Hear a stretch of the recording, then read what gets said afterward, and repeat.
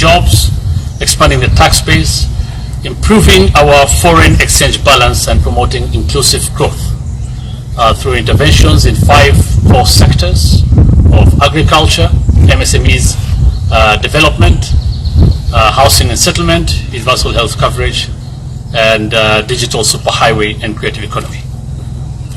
The development tour begins tomorrow on Saturday, 5th August 2023. The President will kick off the tour in Githurai, Kiambu County, where he'll commission the Githurai Water Supply Project.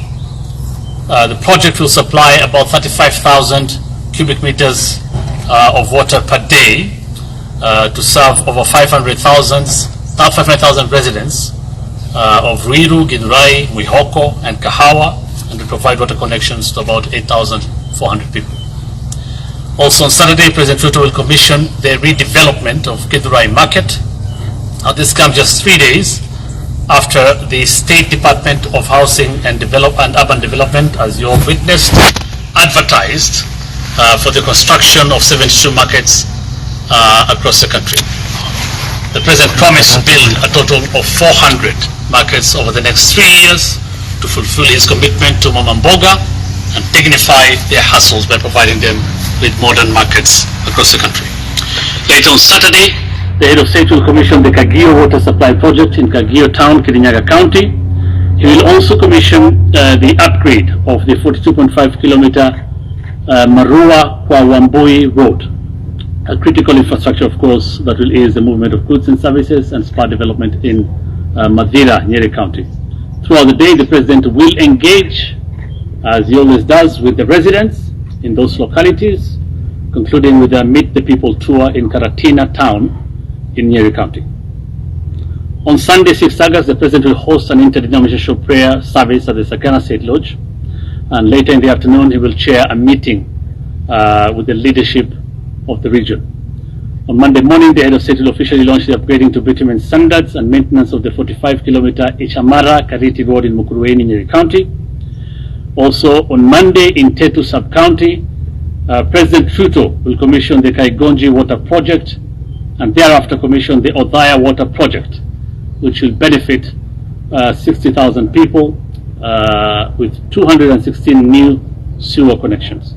The President will also open the Nyeri stage and bus park, expected to ease congestion at the terminus. On Tuesday, 8th August, President Ruto will chair a cabinet meeting at Sagana State Lodge. Afterwards, he will open a new Kenya Cooperative Creameries facility in Kiganjo and host a regional leaders conference again at the Sagana State Lodge. He will conclude, President William Ruto will conclude his tour on Wednesday, 9th August, starting with the opening of a 3-storied 175-bed capacity level 4 hospital in Naromoru. He will then witness the groundbreaking of Gishugu Affordable Housing Program in Kirinyaga County, which is part of the 200 units per constituency program, which again he promised to do. And I think 2 days ago, the State Department of Housing and Urban Development again called for or advertised for such projects in several constituencies across the country. That's the first phase. The project entails the construction, this project in Gishugu entails the construction of 140 housing units. The head of state will then thereafter witness the groundbreaking of another affordable housing project in Thika, Kiambu County, which will provide 975 units, with 20% of those reserved for civil servants. All these projects, and especially all the planned water projects in the region, are in line with the government's water storage program, which aims to construct 100 mega dams, 1,000 medium dams, and 4,000 small dams, and also connect 6 million new households across the country to clean and safe water. In the pipeline in this program are strategic projects like Mzima 2 pipeline, Ndarugu 2 dam, Maragua 4 dam, Galana, the High Grand Falls Dam, 2 rivers, Sabaki water carrier, which are all currently at the public-private partnership unit of the National Treasury for processing. In agriculture, as you are aware, President Ruto on Wednesday launched the second phase of the fertilizer subsidy program ahead of the short rain season. A bag of fertilizer now retails at a subsidized rate of 2,500, down from 7,000 shillings when the president assumed office in September last year. This follows, of course, the second phase of the fertilizer program, follows a very successful long-range fertilizer subsidy program in which 3.5 million bags were distributed across the country. Over 5 million farmers registered online, the first such exercise in Kenya's history, with a projected yield of 44 million bags for the long-range season alone, surpassing last year's entire production of 41 million bags. Specifically, 454,168 bags of subsidized fertilizers were distributed in the counties of Nyeri, Murang'a, Kiambu, Kirinyaga, Meru, Tharaka Nithi, Embu, Nyandarua, and Laikipia, at a cost of almost 1.5 billion, covering various value chains, including tea, coffee, and rice, among others. The President, of course, continues to urge the uptake of this fertilizer and redoubling the use of fertilizer per acre by the farmers, and of course for the registration of farmers to the platform, on the digital platform. The promise to establish the county aggregation and industrial parks to support aggregation, agro-processing and value addition initiatives is also well underway. Phase 1 includes 12 counties ready for groundbreaking, including Meru, Embu and Kirinyaga, while 4 will be ready by the end of August. In Phase 2, 19 counties will be ready for groundbreaking by mid-September. The county aggregation industrial parks will be established in all 47 counties in a collaboration effort between the national government and county governments as aggregation centers for local produce destined for local and export markets. These parks will also have value addition sections, as I said, to boost manufacturing and increase farmers' returns. Elsewhere, another very important thing is happening in our plan for food security and agriculture in Busia County today. The President's plan and pledge to revive the cotton sector has kicked off with the delivery of 17 tons of BT cotton seeds to farmers. The Busia Cotton Project will act as a template for the government's plan to increase yields and boost all agricultural value chains across the country. 800 kilograms of lint and cotton seed cake per acre will be produced on 11,253 acres in the first phase in that county, and of course collaborating again between the national government and the county, so the national government and the county of Busia, which will translate to more than 9 million kilos, 3 million of lint and 6 million of cotton seed cake. Farmers will get earnings through the sale of both lint and cotton seed cake. Currently, farmers only sell lint. In this project, 11 cooperatives have been selected in Busia in the push to return around cotton production and enhance other agricultural value chains. The cooperatives will be revamped and turned into multi-purpose SACCOs, and 12,000 Kenyans have been registered as cotton farmers on the Kenya Integrated Agriculture Management Information System platform.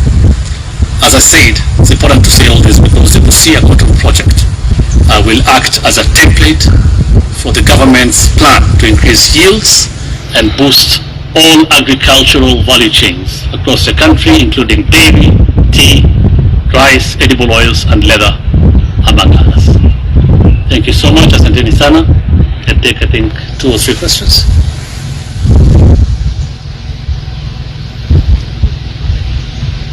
Yeah. My name is Edwin from Radio Maisha. Yes, Edwin. And during the campaign period, the president promised the residents constructions of mega dams in line with the food security.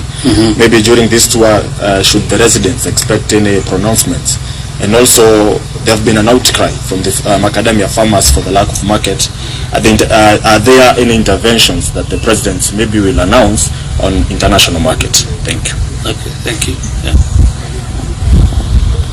Good morning. I'm Kamau Mwangi from K24 TV. Now, I have 2 questions. One is in regards to the 2 meetings that the president will hold with the leaders of the region. Obviously, we know there are talks that are expected between the government and Azimio. So will the president be seeking to reassure leaders of the region of their position in government? And 2, farmers in the region, especially dairy farmers, have been asking for something like the coffee fund because of the prices of milk in the region. So are we expecting to see the president doing goodies, if so to call it, in terms of a fund to caution the farmers, the dairy farmers. Thank you. Maybe a last one. Okay. So I'll take those. The first question I think was on the dams that were promised. Is that what you said? I think I've talked about a few that are under the PPP, and I can go through them again very quickly for processing at the National Treasury. But specifically in Nyeri,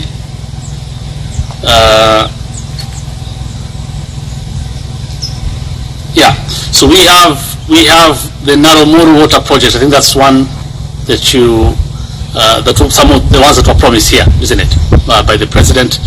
That project is the feasibility study and preliminary designs are done, and the commencement of the project will happen upon the award of the contract. The project, of course, will, upon completion, connect 8,000 people to water, or 8,000 households with water. The project itself is about 1.3 billion shillings. That's what it costs, and there are more, of course. I can go through them, but there are many across the region, and I can share with you later. Again, we also have another in Tommorrows municipality. There's another project for 650 million shillings. That also feasibility studies are being done. Again, there's another one being done in Chaka Karibuni sewerage project, again in this region. So in other words, what I'm saying is all the projects the president had promised are on course. The ones that feasibility studies are being done, and then they will advertise for the tendering will be done, and of course the project will kick off. The rest, the mega dams, as I said, most of them under the PPP for processing, and after that we'll see them being rolled out. There was a question on what specifically we want to do, or the president wants to do, in dairy and macadamia, isn't it?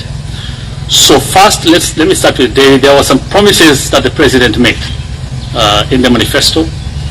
For example, exporting 1 billion liters per year across the export from Kenya in terms of dairy products, and generate 500,000 jobs in the process. So what has happened now? The government has successfully unlocked the delayed funding, and I think the president promised this, and it has been done. He has unlocked the delayed funding of about 82 million USD dollars from the Polish government, and this will go to mechanization, including provision of coolers for farmers across the country, establishment of liquid nitrogen plants across the country, facilitating access to cheaper AI services for farmers, and of course dairy veterinary labs to improve quality of the dairy products. And this, of course, you will witness in a few months, 2 or 3 months' time. But that has already been done. Of course, it's also in that fund from the Polish government, there will be supply of grain dryers, storage silos, and grain milling for NCPB stores. For macadamia and dairy and all the value chains, I think it's important that I reiterate. That is why I talked about, that is why I said what is happening in Busia is very important today, and will be used as a template across the country in developing our value chains. There are efforts by the government in macadamia to continue providing market linkages, and also for avocado. And of course the rollout, as I said, of the county aggregation and industrial parks, which will be established in all the 47 counties, again will play a major role in market linkages for all these value chains.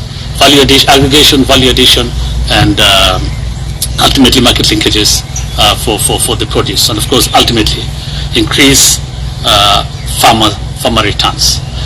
Again, I think you witnessed, I think it was over the last 1 month, I believe it was last month, that the tenders were advertised, and it was in public in all the dailies for the county aggregation and industrial parks. So he promised and he has delivered. So now we're just waiting for them to get ready, and the ones that have already been finished will be launched, will be the groundbreaking. And as I said, there in about 3 counties in Mount Kenya, the groundbreaking will happen in Meru, Embu, and Kirinyaga. They are ready and will happen any time now. And again, 19 other counties will be ready for groundbreaking by mid-September. Okay. Thank you so much. Nashukuru sana. Asanteni sana.